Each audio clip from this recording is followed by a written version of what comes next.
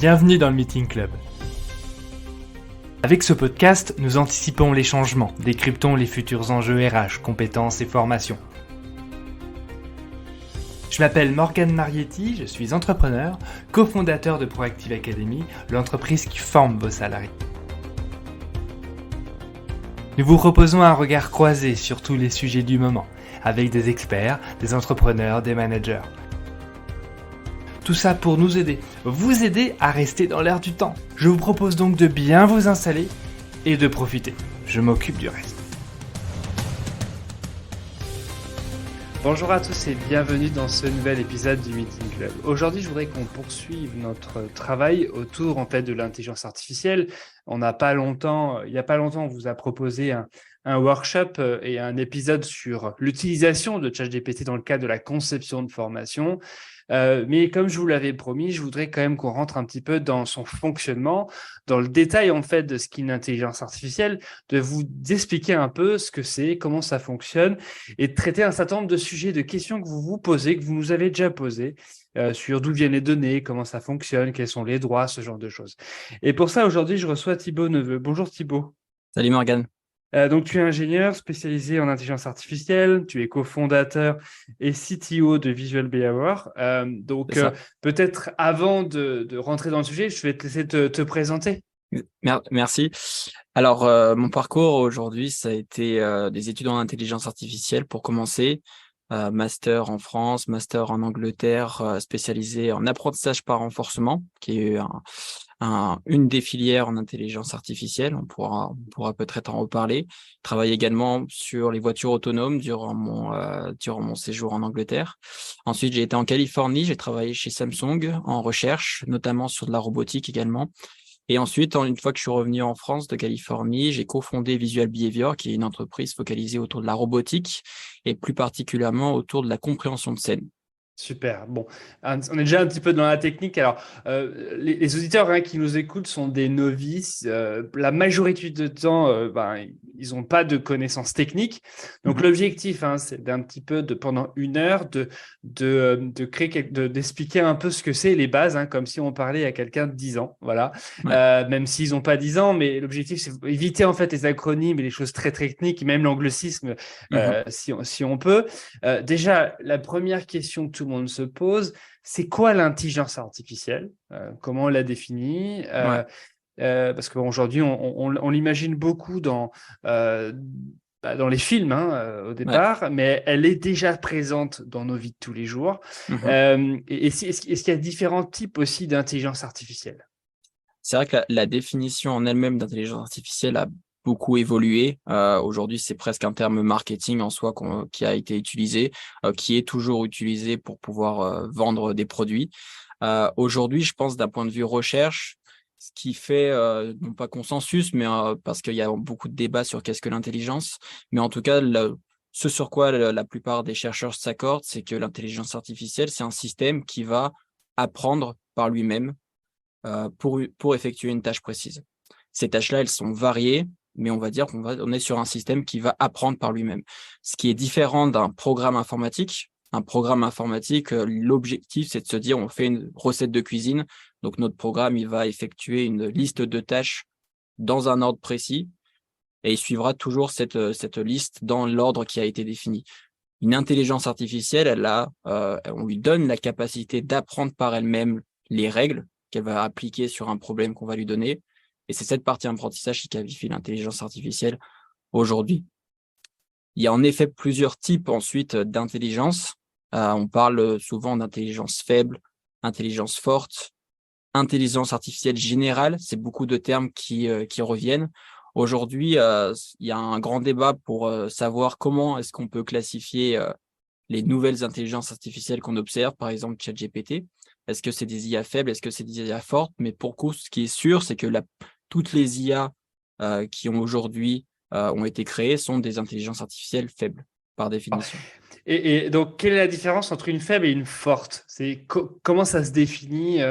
Par exemple, Alexa que j'ai chez moi, c'est une intelligence artificielle. Est-ce qu'elle est faible, elle est forte? Parce que bon, vu les questions que je lui pose, des fois, elle est très, très, très faible. Exactement. En fait, ça qualifie à quel point est-ce que l'intelligence artificielle va pouvoir généraliser sur différents concepts. Et donc, une intelligence artificielle faible, souvent, on utilise ce terme pour qualifier toute IA qui va pouvoir appliquer son apprentissage seulement sur un ensemble de tâches très réduit. Et donc, c'est là où après, il y a forcément un débat sur qu'est-ce qu'on appelle réduit. Mais en tout cas, à partir du moment où l'apprentissage est très spécifique à un domaine, on va qualifier ça d'intelligence artificielle faible. C'est le cas, par exemple, lorsqu'on apprend à une IA à jouer au jeu de Go, jouer aux échecs, jouer à un jeu vidéo, ou par exemple reconnaître quelqu'un sur une image, faire des recommandations sur Internet. C'est à chaque fois des tâches très précises. Même si ces tâches peuvent être extrêmement bien faites, c'est là que l'intérêt de faire de l'apprentissage, ça reste une intelligence artificielle faible. Une intelligence artificielle forte, c'est le moment où vraiment on va être capable d'appliquer l'apprentissage, enfin, où la même intelligence artificielle va pouvoir appliquer son apprentissage à un ensemble de tâches diverses et variées qui, a priori, sont très différents et pourtant l'intelligence artificielle arrive à généraliser. Avec l'ouverture des API de ChatGPT, alors j'avance, on pourrait croire, enfin, on pourrait pour se dire qu'on arrive sur une version très forte parce qu'elle va être utilisée dans des domaines complètement différents. Oui, en fait, il y a un gros débat aujourd'hui et les scientifiques, pour le coup, sont absolument pas d'accord sur la question de savoir comment est-ce qu'on qualifie ChatGPT. Le créateur de ChatGPT, sa définition d'une intelligence artificielle générale, c'est si on positionne, ça doit pour lui se comporter comme si on positionnait un humain en télétravail à distance. On lui demande de faire une tâche et parce que c'est un humain, il est capable de faire un ensemble d'actions très diverses et variées. Pour lui, si une intelligence artificielle est capable d'avoir ce même niveau qu'aurait un humain à distance, ce serait une intelligence artificielle générale. Et donc, si on prend cette définition-là, on peut avoir un doute de se dire ChatGPT s'en rapproche grandement, ou en tout cas, ça se trouve, ChatGPT est déjà l'émanation d'une intelligence artificielle générale. Cela dit, il y a d'autres scientifiques qui ne sont pas forcément d'accord avec ça et pensent qu'il manque aujourd'hui quand même certains composants dans cette intelligence artificielle qui fait qu'on ne peut pas du tout la qualifier d'intelligence artificielle générale. D'accord. Alors, ChatGPT, parce que c'est quand même ce qui fait vraiment l'actualité en ce moment, donc on surfe dessus. On parle de Large Language Model, Mmh. mais j'imagine que c'est pas le seul modèle d'intelligence artificielle. Il y a d'autres d'autres choses qui peuvent exister. Par exemple, la robotique, on n'est pas sur du LLM. Ouais, c'est ça. C'est par exemple ce qu'on a observé. Donc là, on est passé récemment à GPT-4. Les annonces qui ont été faites sur GPT-4, c'est un modèle qui est capable d'être multimodal. Donc, qu'est-ce que ça veut dire? Ça veut dire qu'il est capable de gérer différents types de données. Donc aujourd'hui, GPT-3, il s'est fait connaître par sa capacité à générer du texte, à comprendre le texte et à en générer pour effectuer une tâche précise. Aujourd'hui, sur GPT-4, en même temps que le texte, il est aussi capable de comprendre des images et de réagir en fonction des images qu'on va lui donner. Donc là, on commence cette partie multimodalité. Et l'ensemble de l'intérêt de la recherche, c'est de faire en sorte que ces modèles soient capables de gérer un ensemble de données très diverses, que ça peut être de l'image, de la vidéo, du texte, de l'audio, etc. Et donc la robotique, c'est une continuité aussi, c'est comprendre non pas seulement une image ou une vidéo, mais comprendre une scène. Donc comprendre qu'une image, c'est pas seulement des pixels, mais c'est surtout un environnement 3D que l'on peut comprendre. Et c'est ça l'objectif, en fait, in fine. Mais c'est là où par contre, dans la recherche, il y a une grosse intersection entre tous ces différents secteurs pour faire en sorte d'avoir une intelligence artificielle qui soit capable de faire l'ensemble de ces tâches à la fois. Et ce qu'on se rend compte, c'est d'ailleurs que le fait de faire l'ensemble de ces tâches en même temps aide l'intelligence artificielle à créer un sens de l'ensemble de ces environnements.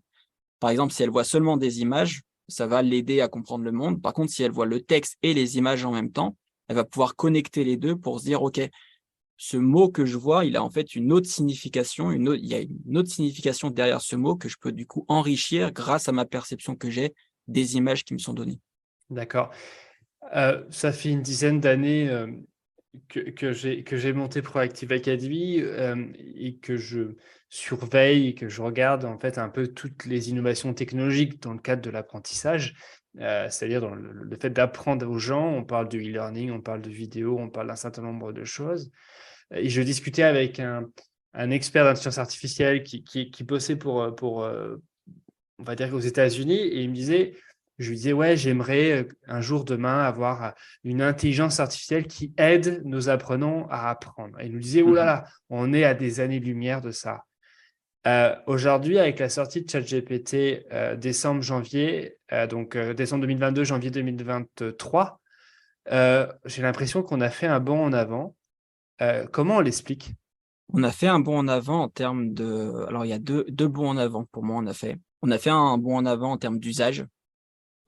C'est-à-dire que Yann Lequin, par exemple, quand on l'écoute, donc Yann Lequin qui est un des fondateurs de l'intelligence artificielle, ou en tout cas de l'intelligence artificielle moderne telle qu'on la connaît aujourd'hui, à la sortie de ChatGPT, avait réagi en disant en effet, c'est super ce qui a été fait, c'est un produit très bien fini.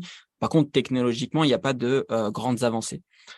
Et ça, c'est quelque chose à noter, c'est que en effet, les méthodes utilisées sur ChatGPT existaient déjà depuis quelques années, et ça dépend desquelles on parle. Il y en a qui existaient depuis vraiment au moins une dizaine d'années.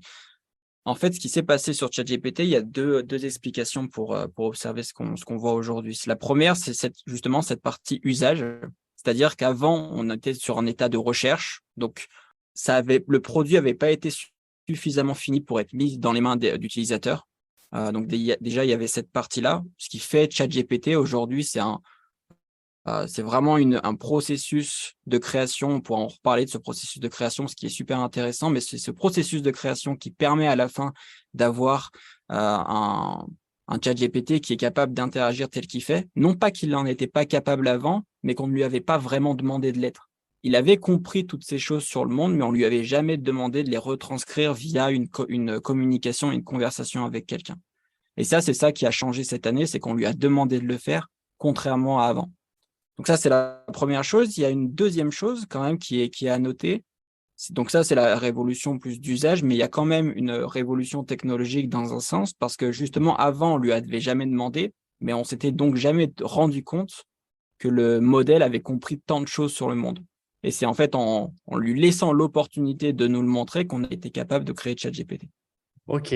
Très, très intéressant. Est-ce que pour toi, parce que comme ça, après, on va rentrer un petit peu dans le fonctionnement de ChatGPT, j'ai plein de questions, mais c'est quoi les futures étapes, en fait, un peu de ce genre d'utilisation d'outils? Parce qu'on se dit, ben voilà, ChatGPT, il est capable de nous répondre à l'écrit.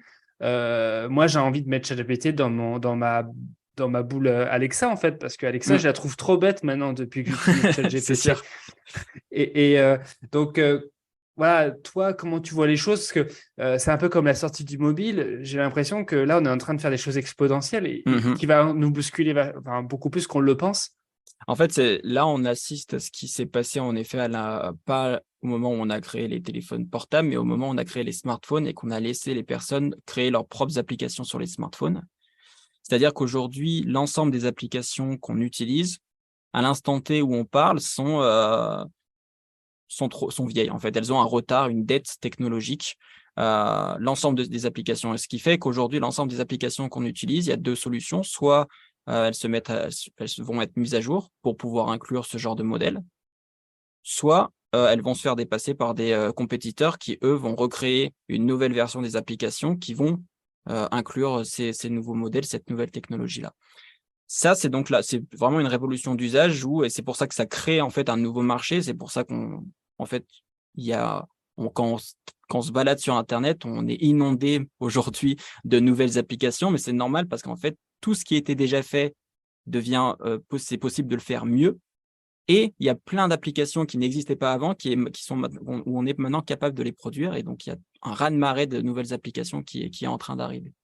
C'est vrai que moi, je suis assez impressionné, et même nous, dans notre utilisation en interne, c'est-à-dire dans l'évolution des fonctionnements des métiers de la formation, mais même de la communication, etc. Enfin, il va y avoir ce que je disais en fait dans l'enregistrement de l'épisode sur l'utilisation de ChatGPT dans le cadre de la formation, il y aura un avant et un après pour Mhm. énormément d'activités.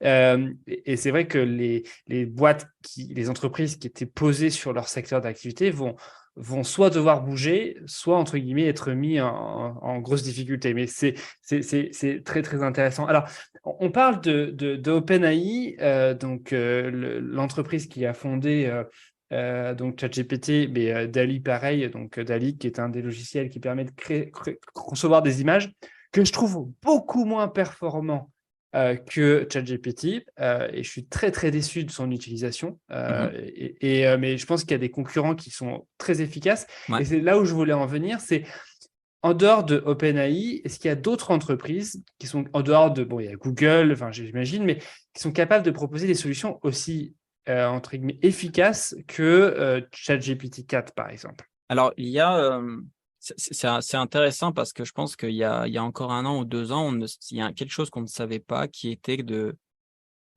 à quelle taille est-ce qu'on critique ou est-ce qu'on devait atteindre avec ces modèles pour qu'ils commencent à être efficaces. Quand on parle de taille sur un modèle, souvent en recherche, on parle de nombre de paramètres. Et donc, une analogie qu'on peut faire, c'est le nombre de neurones qu'il aurait dans son cerveau. ChatGPT, c'est 175 milliards de paramètres. Pour pouvoir faire en sorte d'obtenir ces 175 milliards de paramètres, il faut des puissances de calcul colossales. Ce que ça veut dire, c'est qu'il y a très, très peu d'entreprises dans le monde qui peuvent s'offrir un ChatGPT ou en tout cas créer la première version de ChatGPT telle qu'on l'observe. Il y a très, très peu d'entreprises qui peuvent le faire. Cela dit, c'est là où on ne connaît pas encore quelle est la masse critique dont on a besoin pour arriver à un niveau comme ChatGPT. Il y a 1 an, une course complète entre les différents compétiteurs pour faire en sorte de créer les modèles les plus gros possibles. Donc, c'est passé de 50 milliards, 100 milliards, ça allait bien au-delà des 175 milliards de ChatGPT, ça allait bien au-delà. Mais on ne savait pas exactement quoi faire de ces paramètres. C'était la révolution d'usage dont je parlais juste avant.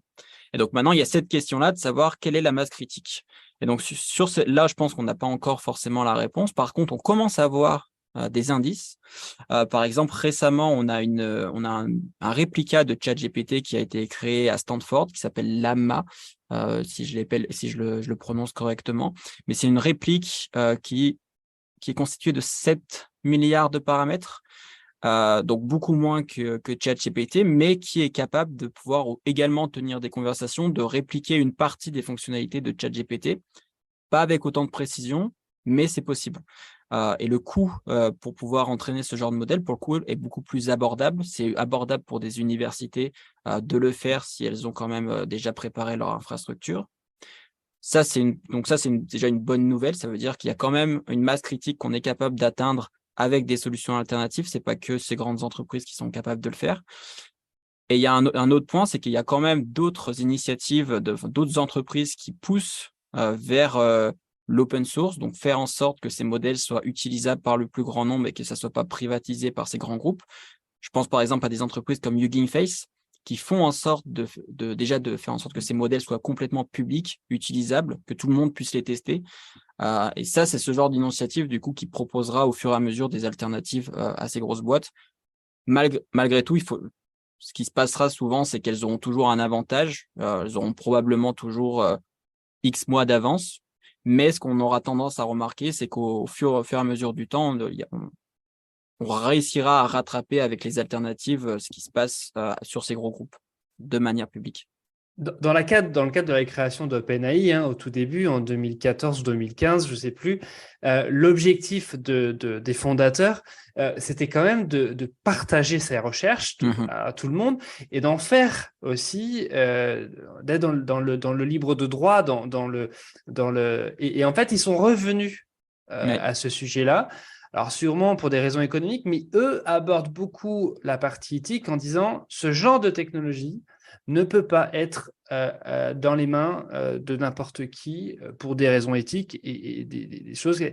Toi, à ton avis, est-ce que c'est ça ou est-ce que c'est aussi en mode, ben, c'est aussi un business, il faut que ça gagne, quoi. C'est compliqué à dire en fait parce que les deux versions sont défendables, c'est-à-dire si on devait faire affronter deux philosophes sur ces questions éthiques, on pourrait très bien avoir les deux opinions qui soient partagées entre libérer l'ensemble de cette connaissance-là et la privatiser pour mieux la contrôler, pour faire en sorte que ce soit utilisé dans de bonnes conditions. Donc deux philosophes qui défendraient ces points de vue, je pense, pourraient avoir un très très bon débat sans même inclure des questions économiques. Le fait est que sur OpenAI, il y a quand même cette question économique en jeu. Donc, je ne peux pas supposer de quelle est la vérité sur OpenAI. Ce qu'on peut savoir, en revanche, c'est que Microsoft a investi énormément dans OpenAI. Ils leur mettent à disposition de l'infrastructure. Dès qu'OpenAI a sorti ChatGPT, ça a été ensuite inclus très, très rapidement chez Bing, dans leur moteur de recherche.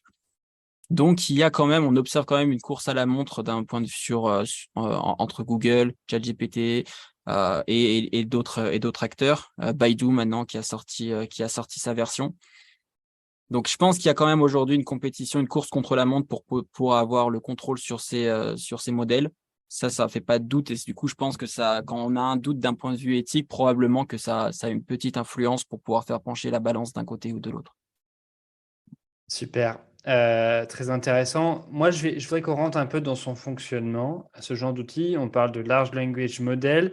Euh, on sait qu'il est construit sur un réseau de neurones artificiels. Mhm. Euh, Est-ce qu'on peut revenir un peu sur son architecture sans rentrer dans les détails, mais pour qu'on comprenne un peu comment ça fonctionne, comment il a été construit, les 175 milliards de paramètres, ça vient d'où? Mhm. Enfin, comment ils ont été définis? Et surtout, d'où sortent les données? Parce que, en fait, alors, c'est beaucoup de questions, mais Mhm. les données, moi, j'ai plein de gens qui nous ont dit, mais les droits d'auteur, etc., enfin, est-ce qu'ils ont le droit de les utiliser? Et il y aura d'autres questions derrière, mais Ouais, vas-y, attends, on, vas-y. on commence par laquelle? Bah, commençons par un peu comment il est construit. On parle de réseaux neurones artificiels, donc c'est du Python en termes de langage, hein, Mhm. si je me plante pas. J'imagine qu'il y a d'autres choses, mais et comment il a été construit, comment on construit Mhm. ces 175 paramètres. En fait, ce Voilà. qui est important pour ChatGPT, qu'il y a vraiment deux étapes. C'est comment est-ce qu'il est construit d'une part, et ensuite comment il est entraîné. On parlait d'intelligence artificielle et que ça reposait sur l'apprentissage. Et c'est donc aussi cet apprentissage qui joue un rôle majeur pour obtenir ChatGPT, pas seulement la construction même de ce réseau de paramètres, ce réseau de neurones dont on parle. L'architecture de ChatGPT, comment est-ce qu'il est construit? Ça repose sur des architectures assez simples pour le coup. Ça, c'est des choses qui ont été introduites aux alentours en 2016. Et l'architecture aujourd'hui, forcément, est plus grosse, il y a plus de paramètres. Par contre, les opérations utilisées sont bien connues depuis 2016 et ça n'a pas énormément évolué finalement sur ChatGPT. Ce qu'on s'est simplement rendu compte, c'est cette même architecture est capable de grossir sans problème, ou avec peu de problèmes en tout cas, on est capable de faire grossir le nombre de paramètres. L'innovation sur cette architecture, telle qu'on l'avait observée en 2016, c'est ce qu'on appelle des mécanismes d'attention. Ça, c'est une nouveauté qui avait été introduite en 2016. En tout cas, là, ça a été clairement montré qu'on pouvait avoir un avantage en 2016 avec ce genre d'architecture. Les mécanismes d'attention, ça permet au réseau de pouvoir facilement manipuler des concepts et les comparer entre eux pour pouvoir produire une sortie. C'était un peu différent des architectures qu'on utilisait avant, qui pouvaient avoir plus de mal à faire ces comparaisons entre des concepts pour prendre, par exemple, un mot d'un côté, le comparer avec un autre. Et notamment, c'est vraiment ce qui est utile, par exemple, quand on traite du texte, c'est être capable lorsqu'on voit une question qui nous est posée, être capable de comparer cette question à un texte de référence et de faire une sorte de raisonnement entre ces différents éléments. Ça, c'est les mécanismes d'attention, c'est ce qui réside dans l'architecture. Ensuite, la partie entraînement, il y a plusieurs étapes. La première, c'est de créer ce qu'on appelle un moteur de langage. Donc, c'est faire en sorte que le système comprenne la structure du langage. À ce stade-là, on n'est pas encore capable de créer ChatGPT, mais on est capable d'avoir un modèle qui, a priori, comprend à peu près le langage. Comment est-ce qu'on le teste? C'est assez simple. On lui donne des phrases, on cache un mot dans la phrase et on lui demande de prédire quel est le mot qu'on a caché. Donc ça nous permet de comprendre que ok, il a compris à peu près quand même ce qu'il y avait autour du mot qu'on a caché et il est capable de compléter cette phrase. Donc ça nous prouve qu'il a quand même une certaine compréhension de ce qui se passe. Et donc pour avoir des bons résultats sur cette tâche-là, c'est là où on peut augmenter le nombre de paramètres qui peut virtuellement, ce que ça veut dire, c'est on augmente sa capacité à comprendre le monde, on lui donne plus d'espace pour pouvoir comprendre le monde. Et on augmente au fur et à mesure la taille de ces paramètres, on obtient des meilleurs résultats. Par contre, c'est là donc de la création de valeur dont on parlait. Cette tâche-là est intéressante, on pense qu'il comprend le monde. Par contre, ce qui serait intéressant, c'est d'utiliser cette compréhension du monde pour quelque chose d'utile. Qu'est-ce qui est utile? C'est de pouvoir faire une conversation avec un humain et de lui apporter du coup une utilité. Donc, qu'est-ce qu'on fait dans ce genre de cas? On récupère un maximum de données, de conversations que des gens peuvent avoir en ligne, sur des forums. On récupère du code informatique également. Ça peut être également utile. On récupère l'ensemble de ces données. Donc ça, c'est monstrueux la quantité de données ici qui est utilisée. Ça vient à la fois de données publiques et à la fois de données privées. Et on fait en sorte que à chaque fois, ce modèle-là soit capable, au lieu de cacher un seul mot, on va cacher un ensemble de phrases. On va cacher tout un paragraphe. Et on va lui demander de compléter ou d'essayer de deviner quel aurait été ici le meilleur paragraphe à faire. Ça, c'est une deuxième étape. Et enfin, il y a une troisième étape où on va faire en sorte qu'il se comporte comme on a envie qu'il se comporte, c'est-à-dire comme un assistant. Donc, on va le juger sur les phrases qu'il va donner. On va lui dire, ici, cette phrase-là, elle était bonne. Celle-ci, cette phrase-là, tu as commencé à parler d'un sujet qui était relativement limite. Ça relève ici des questions quand même un peu éthiques sur qui c'est qui peut définir qu'est-ce qui est limite ou pas. Mais c'est là où on va essayer de définir correctement son comportement. C'est un peu ici où on passe d'un réseau qui est un universitaire slash PhD à un professeur pédagogue qui est capable de communiquer. C'est ça qui fait quand même énormément, qui crée la valeur dans ChatGPT. Voilà, ça, c'est les différentes étapes. Et donc, donc ça, c'est intéressant, mais donc les données qu'on lui a données, en fait, pour qu'il travaille, donc on est d'accord qu'ils ont dû, à mon avis, scraper le web, hein. Je pense que ça, voilà. Ça veut dire qu'il y a certaines données qu'ils n'avaient peut-être pas le droit d'utiliser. Ouais, exactement. Il y a énormément aujourd'hui de sujets en cours là-dessus, non pas seulement sur le texte, mais aussi par exemple sur la génération d'images, donc les modèles qui sont capables de générer des images, de savoir d'où est-ce que ces données proviennent. Souvent, elles viennent de créateurs qui n'avaient pas forcément donné leur opinion pour que leurs images soient utilisées dans ce contexte-là. C'est exactement la même chose aujourd'hui sur les forums, ça peut être un peu différent, mais par exemple, c'est la même chose sur GitHub, qui est un ensemble de code codé par des développeurs, mis à disposition de manière publique. Et c'est ce code-là qui est également utilisé pour entraîner le modèle. Et donc, tous ces codes, en effet, il y a de la propriété intellectuelle, il y a du droit d'auteur, il y a ce genre de choses qui reviennent. Il peut y avoir des informations sensibles sur Internet. On peut retrouver des numéros de téléphone, des emails, etc. C'est tout ce genre d'informations aussi qui doit être prise en compte à l'intérieur du modèle parce que dans l'idée, on ne voudrait pas que ce modèle ressorte des informations privées sur certaines personnes.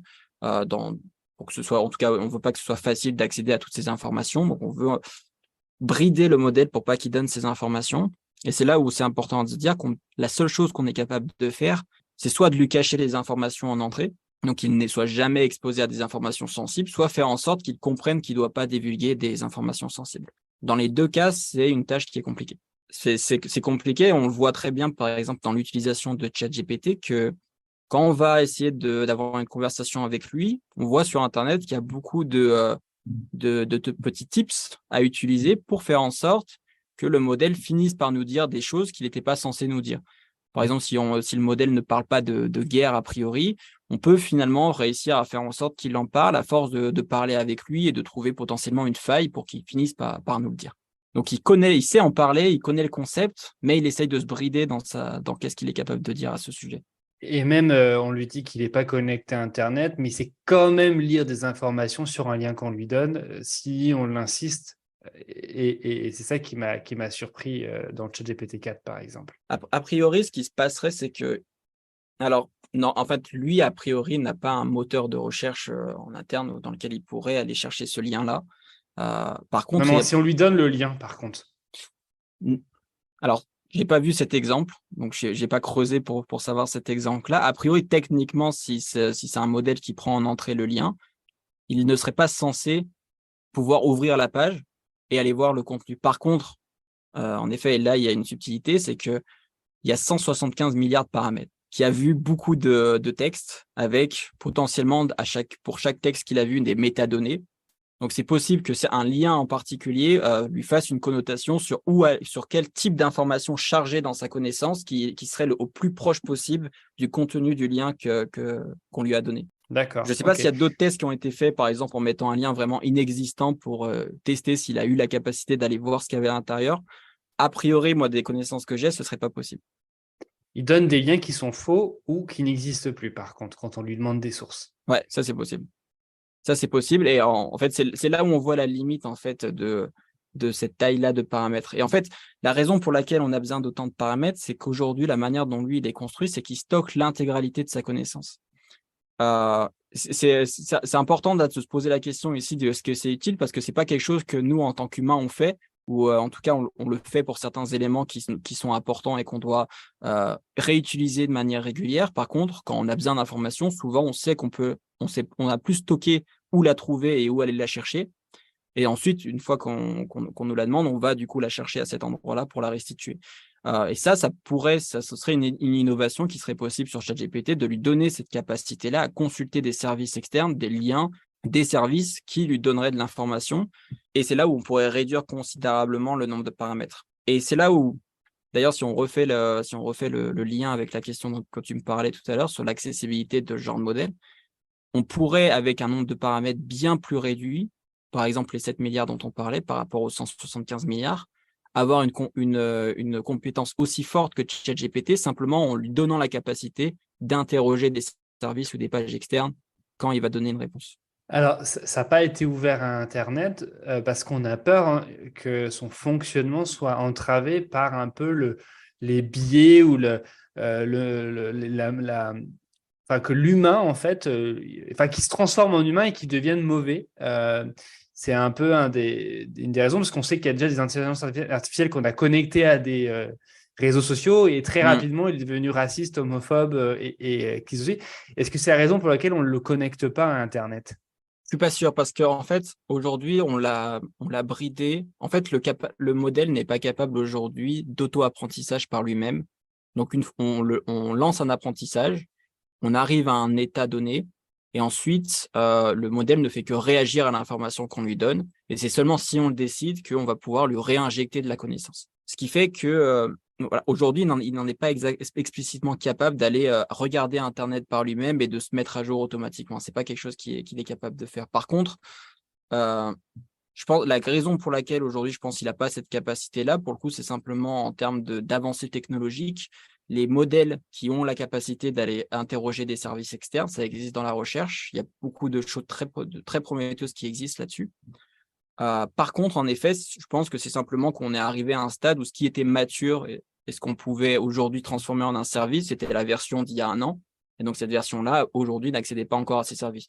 Par contre, en effet, je pense que c'est clairement pas déconnant de penser que les prochaines versions de ChatGPT, GPT-5 peut-être, j'imagine, commencera à pouvoir être capable de ce genre de choses, d'aller vérifier les informations factuelles. Aussi parce que c'est quelque chose qu'on reproche aujourd'hui aux services, d'être beaucoup trop des fois dans l'imagination, dans l'extrapolation des informations qu'il connaît, plutôt que dans la restitution factuelle. Et donc, j'imagine qu'on pourrait, dans la prochaine version, ce serait ce genre d'intégration qui pourrait être disponible. D'accord. Et donc, le fait que l'apprentissage soit arrêté en fait en début d'année 2021, c'est un peu frustrant. On se disait avec ChatGPT 4, il serait à jour, mais en fait, il ne sait toujours pas qui est notre nouveau Premier ministre en France. Ouais. En fait, je pense que ce qui se passe, c'est que on parlait tout à l'heure de ces manières de brider le modèle qui sont à la fois sur les données qu'on lui donne en entrée et l'expressivité qu'on l'autorise à avoir en sortie.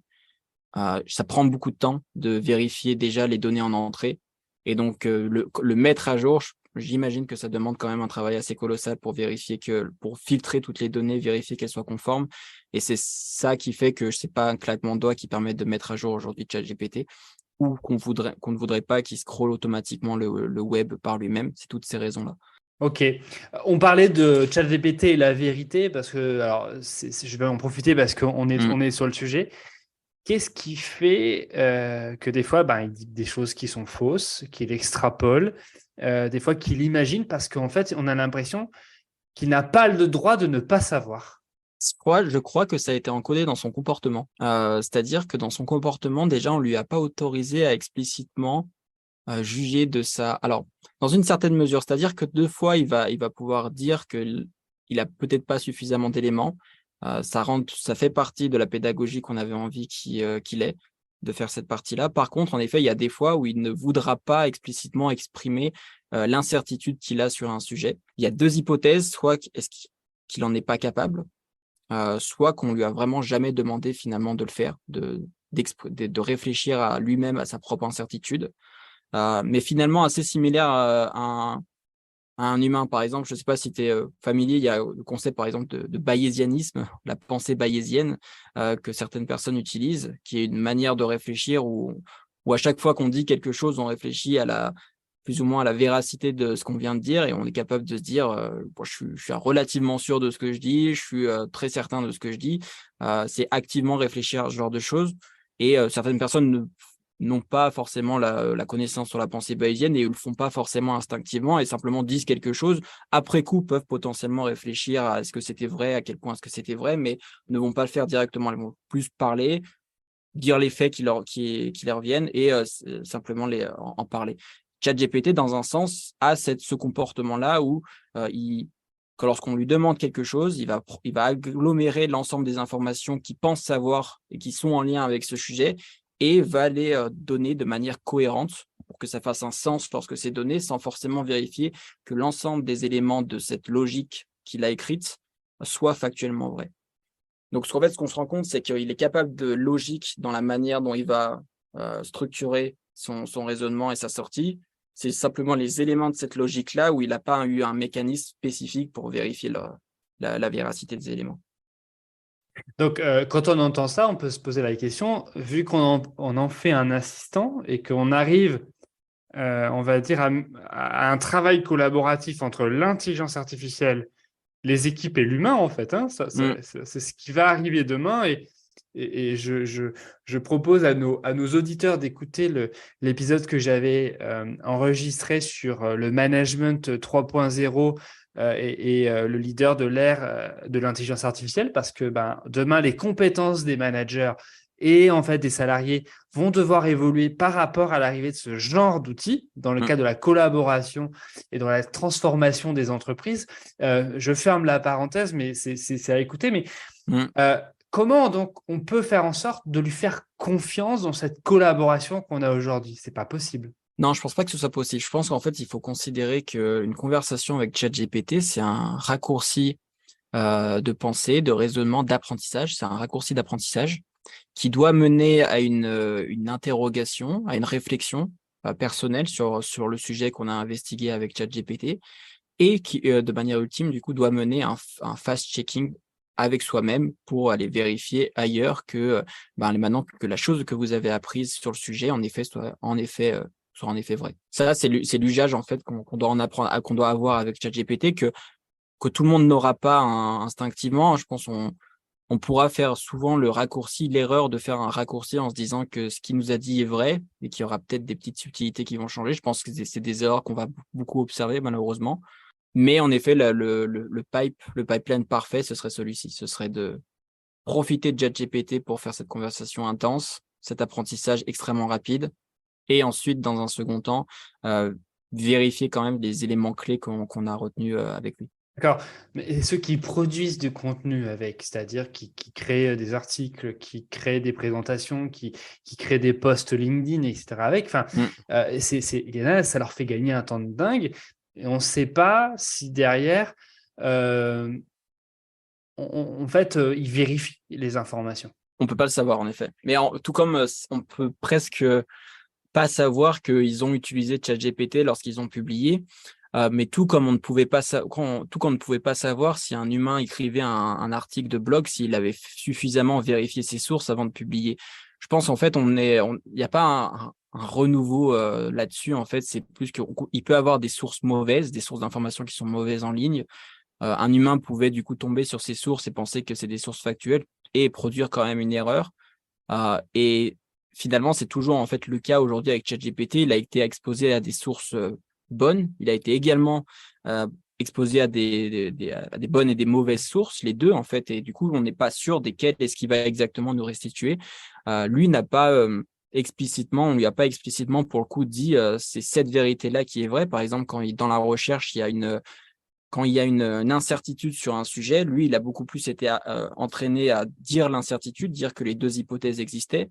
Ça n'empêche que dans un contexte précis, il ne nous dira pas forcément que les deux solutions existent.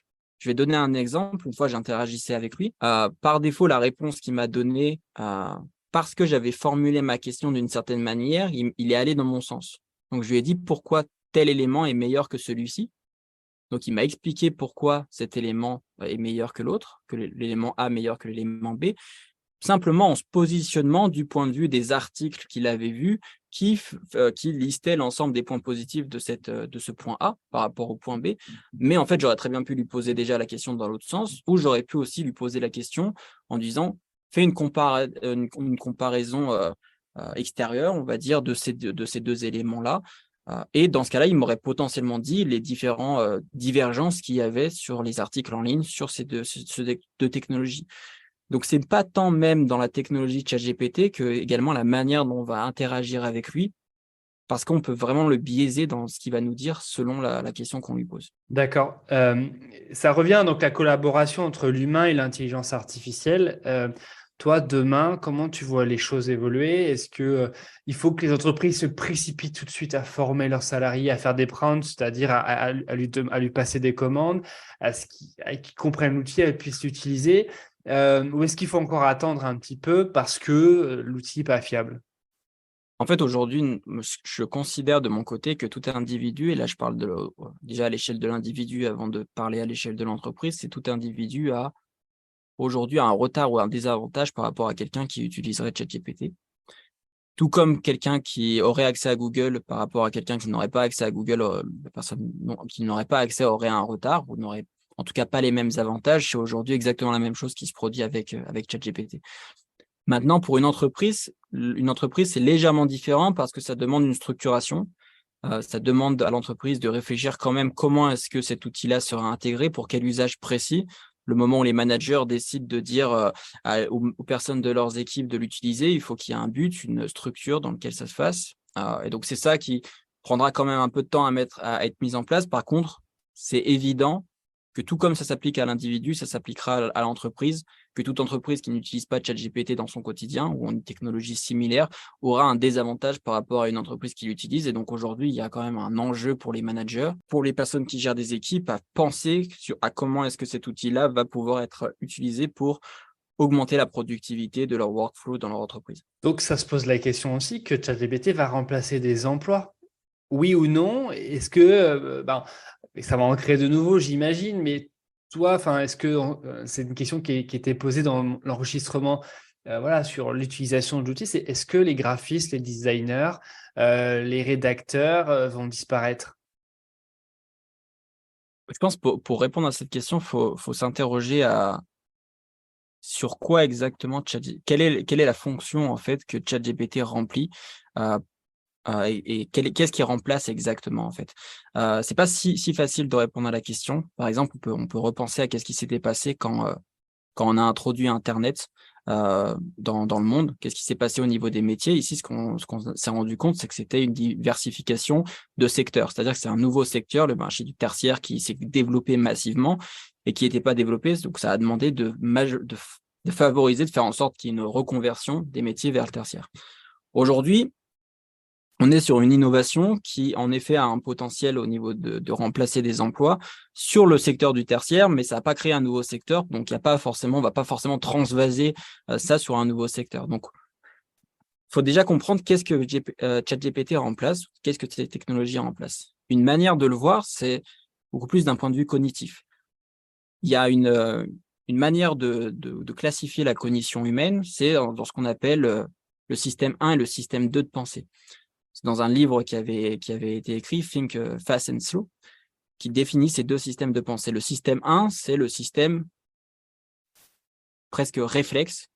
C'est ce qu'on appelle aussi la mémoire motrice. Donc, c'est-à-dire que c'est quelque chose qu'on va pouvoir répéter de manière quasiment instantanée, sans y penser. Donc, on est capable de conduire tout en pensant à autre chose, tout en parlant à la personne qui est à côté de nous. Ça se fait tout seul. Par contre, le moment où on commence à se perdre en voiture, on s'arrête, on regarde autour de nous, on raisonne, on réfléchit. Là, on On est coupe beaucoup la plus. radio. Voilà, on coupe la radio parce qu'on a envie de se concentrer. Là, on est sur ce qu'on appelle le système 2 de pensée. Ça n'utilise pas du tout les mêmes fonctions cognitives. Aujourd'hui, ChatGPT, majoritairement, va nous remplacer ou remplacer une partie des emplois lorsque l'emploi est focalisé sur le système 1 de pensée. Et donc, à partir du moment où on sait que c'est ces fonctions-là cognitives, on peut regarder pour chaque emploi, quelle est la proportion de système 1 que l'on utilise. Et pour le coup, il y a des études qui commencent à être faites, très récentes, qui montrent à peu près sur les emplois, quelle est la proportion de tâches qui est remplacée. Et ce qu'on se rend compte, c'est que j'ai plus exactement les chiffres en tête, mais qu'il y a environ 20% des emplois aux États-Unis, par exemple, qui sont touchés à minimum à 10% dans leur quotidien. Il y a une très petite partie qui est touchée à 100%, et il y a une autre partie où il y a une très faible partie qui est touchée à quasiment 50%. Il faudrait ressortir les chiffres exacts. Mais en tout cas, c'est à peu près ça les ordres de grandeur. Et c'est surtout du coup cette partie-là qu'il faut regarder, parce que si on doit prévoir la réorganisation des emplois, c'est justement là-dessus qu'il faut se focaliser, sur quel est le système de pensée qu'on utilise cognitivement, parce que toute tâche cognitive du système 1 va potentiellement à un moment donné être remplacée. C'est le cas des artistes.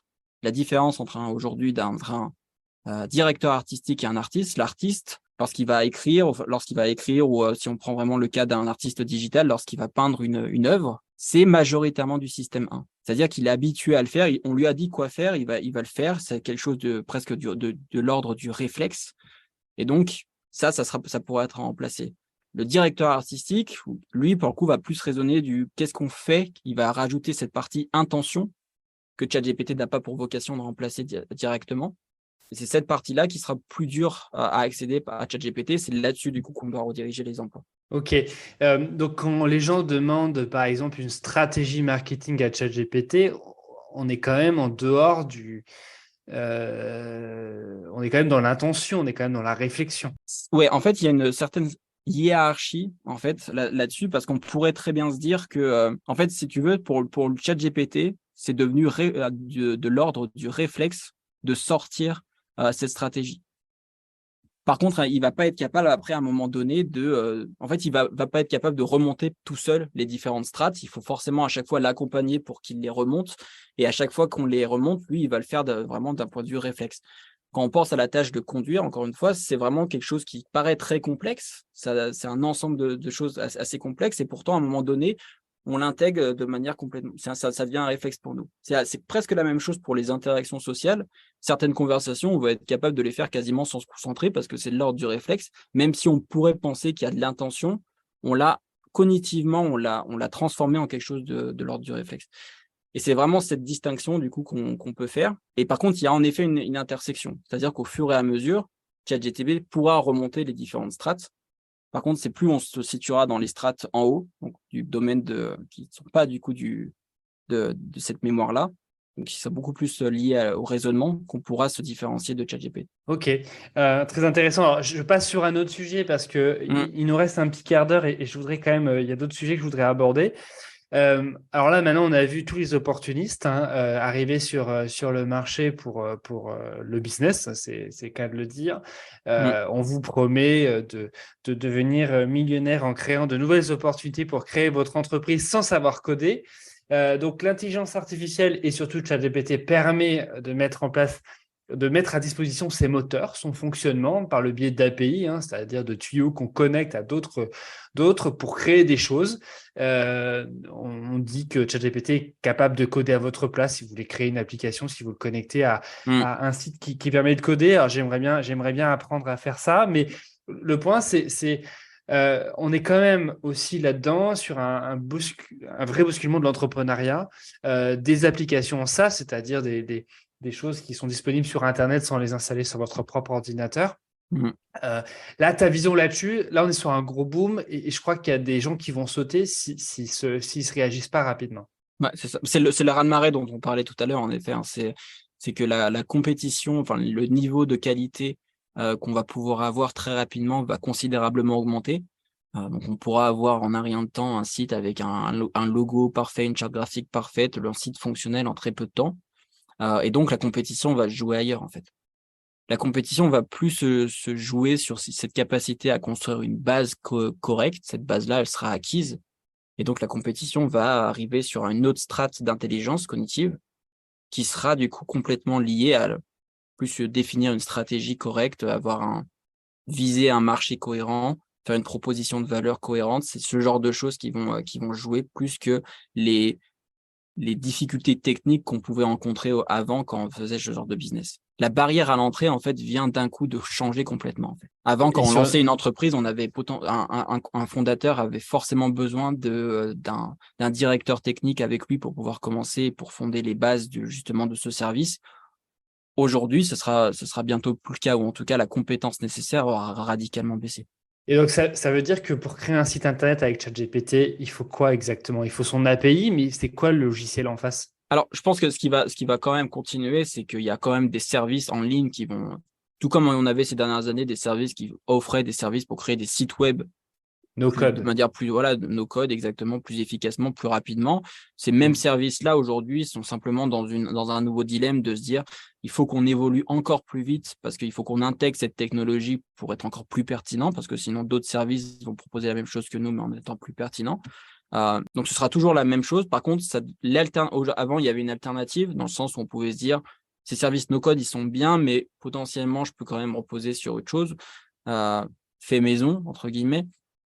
Aujourd'hui, cette alternative-là sera également une grosse compétition parce qu'avec ChatGPT pour aider, il nécessitera plus d'avoir un directeur technique très bien formé pour le faire. Par exemple, simplement un stagiaire pourrait très bien réussir à mettre en place toute cette infrastructure très rapidement, simplement en récupérant tout ce que ChatGPT lui donne pour le faire. Ok. Bon, je crois que je vais faire un épisode sur, sur le no-code et comment créer son site internet sans être compétent au développement informatique. Euh, Très bien. Je voudrais revenir un peu sur la réglementation et on finira par l'éthique. Mm, Euh, Aujourd'hui, il n'y a aucune réglementation sur l'intelligence artificielle. Alors, enfin, il y a des choses qui existent. Je ne suis pas très compétent là-dessus. Donc, si tu as tes données à nous donner, je suis partant. Mais j'ai vu hier que le gouvernement des États-Unis a indiqué qu'une image conçue en fait par une intelligence artificielle n'appartenait à personne et encore moins à celui qui avait écrit le prompt pour la créer. mm, Parce qu'en fait, mm, suffisait mm. pas entre guillemets d'écrire pour en être propriétaire. Donc aujourd'hui, il n'y a plus de droit sur ces images. En Ah, France, il n'y a rien. En Europe non plus. Je pense que on va attendre les premières jurisprudences pour que le droit s'installe. Et je pense que les élus n'ont toujours pas compris ce qui venait de leur arriver. Et là, ils sont encore sur les retraites, donc on va les laisser le temps d'atterrir. Mais toi, la réglementation aujourd'hui, qu'est-ce qui existe déjà et qu'est-ce qui va devoir être en fait mis en place? Il n'existe pas grand-chose, hein. Je pense que ce qui se passe sur les images, cette réglementation qui est arrivée, je pense que c'est beaucoup plus un patch ou en tout cas un pansement temporaire qui est mis pour pouvoir au moins résoudre ce sujet-là, mais le sujet, il se pose pour plein d'autres choses, non pas seulement pour les images. Et donc, par contre, il s'était passé quelque chose aux États-Unis sur une BD complète qui avait été écrite euh, où toutes les images en fait avaient été utilisées par un modèle qui les avait générées et l'artiste avait réussi à faire quelque chose de cohérent. Et donc là, pour le coup, il lui avait attribué les droits parce qu'il y avait un travail significatif qui avait été réalisé dans l'assemblage, dans la cohérence des images. Et donc, c'était beaucoup plus ça qui avait été protégé par les droits d'auteur, par cet artiste qui avait créé la BD. En effet, je pense que c'est là où peut-être il y aura une délimitation. Et du coup, là, je fais que des suppositions parce qu'aujourd'hui, l'idée, c'est que c'est un flou complet hein, sur où est-ce qu'elle se situe cette limite et les droits, où est-ce qu'on les met. Mais j'imagine que la limite se situera à ce stade-là, c'est-à-dire que ce sera un jugement du est-ce qu'il y a eu un travail significatif pour créer l'œuvre finale ou est-ce que ça a été simplement l'histoire de une réutilisation pure et simple de ces données-là, enfin du modèle. Ensuite, sur les données, par contre, qu'il y a en entrée, il y a quand même beaucoup d'efforts aujourd'hui qui sont faits au point de vue du point de vue des industries qui veulent commercialiser ces modèles pour faire en sorte que ces modèles aient été exposés à des données libres de droit, ce qui n'est pas le cas de certains modèles aujourd'hui. Enfin, l'ensemble des images souvent qu'on voit et qui ont été générées grâce directement à des images d'artistes qui n'ont pas donné leur consentement. Donc ça pose des grosses questions de droit d'auteur, et les entreprises qui ont envie de commercialiser ces produits massivement n'ont pas envie d'avoir ça sur le dos, clairement. Et donc, elles font cet effort. Par exemple, hier, il y a eu la conférence de NVIDIA où ils ont annoncé de mettre en ligne, en disposition directement ces modèles génératifs. Et eux, pour le coup, se sont maqués avec Shutterstock, pour qui il leur a fourni l'ensemble des ressources avec justement cette partie libre de droit exploitable pour pouvoir créer le modèle. Donc, il y a ces entreprises qui vont partir dans cette direction. Par contre, il y aura beaucoup d'autres entreprises ou en tout cas, ces modèles-là, il y en a beaucoup qui aujourd'hui sont dans la nature, entre guillemets. Ce que ça veut dire, c'est qu'à partir du moment où ils sont dans la nature, aujourd'hui, c'est très difficile de vérifier que le modèle n'a en effet pas été exposé à des images privées. C'est possible de le savoir en l'interrogeant pour regarder qu'en effet, il sort des styles d'un artiste particulier qui n'avait pas donné son consentement. C'est ça qui serait possible de faire. Mais une entreprise qui voudrait récupérer ces modèles dans la nature pourrait très bien essayer de les adapter relativement bien pour faire en sorte que ces artistes-là n'apparaissent plus et que ce soit des images beaucoup plus génériques qui sortent. Et on ne s'en rendrait pas forcément compte. Et finalement, la question n'aura pas été réglée. Elle n'aura presque pas besoin d'être réglée parce que ce sera masqué en quelque sorte à l'intérieur du modèle et ce sera presque très difficile de prouver, enfin de faire la traçabilité d'où viennent les connaissances du modèle. Ok. Bon, on va voir un peu comment les choses évoluent. À mon avis, connaissant nos élus, ils vont très rapidement nous pondre des lois. Et donc, ils vont essayer du moins. Ouais, en tout cas, surtout ce qui va être drôle, c'est le combat Union européenne, États-Unis, hein, et on l'a bien vu avec la RGPD, la protection des données, qui a nécessité, enfin obligé les entreprises américaines à faire évoluer un certain nombre de choses, surtout sur la disposition des serveurs sur le sol européen. Autre dernier sujet, c'est l'éthique. La sécurité aussi. On a tous en tête l'intelligence artificielle qui devient folle et qui essaie de contrôler le monde. La question là-dessus, c'est il y a des choses qui sont faites pour permettre à ChatGPT de ne pas être raciste, de ne pas être homophobe, de ne pas nous manipuler, parce qu'en fait aussi, c'est que se faire manipuler par une intelligence artificielle dans le cadre de prendre le contrôle, ça peut exister. Enfin, c'est dans toute bon roman de science-fiction. Comment toi tu vois les choses est-ce qu'on doit avoir peur? Parce que je sais qu'il y a des spécialistes de l'intelligence artificielle qui ont peur, entre guillemets, de ce qui pourrait arriver. Et comment on contrôle ça? Il y a une connexion à faire avec ce qu'on disait tout à l'heure sur est-ce qu'on donne accès à ChatGPT à des services externes. Parce que s'il a la capacité de le faire, mettons, aujourd'hui, il est capable de comprendre les images, ChatGPT 4. On peut très bien imaginer un scénario où on lui donne la capacité de voir le navigateur. On lui donne la capacité de dire précisément l'action qu'il veut réaliser dans ce navigateur. Et à partir de là, on lui donne la capacité de se comporter purement et simplement comme un humain. Donc, il est capable de regarder l'écran, de manipuler la souris et il sera complètement... on ne pourra pas du tout faire la différence entre ChatGPT et un humain comme on le fait aujourd'hui quand on essaye de vérifier que quelqu'un est humain sur Internet. Il y a aujourd'hui déjà ce qu'il y a sur Internet, ce qu'on se rend compte, c'est qu'il y a vraiment une stratégie de désinformation qui court, où il y a même des entreprises qui offrent ce service de dire si vous voulez par exemple influencer les résultats de telle élection, vous pouvez nous payer très cher et on va faire en sorte d'utiliser l'ensemble des bots qu'on a créés, qui sont des agents, des programmes informatiques très stupides pour le coup, mais qui publient régulièrement et qui sont capables d'un seul coup de pouvoir propager certaines idées, connaissances, articles, relayer ces articles-là pour que massivement ça influence des vrais humains derrière. Ce qui se passerait si on donnait ces capacités-là, les capacités d'accès à ces services, à l'image, pour pouvoir donner de l'autonomie à ces services-là, c'est que on pourrait quasiment pas faire la différence entre des humains et un chat GPT qui a accès à une interface, il pourrait se comporter exactement comme nous. À partir de là, ça devient très très compliqué à gérer.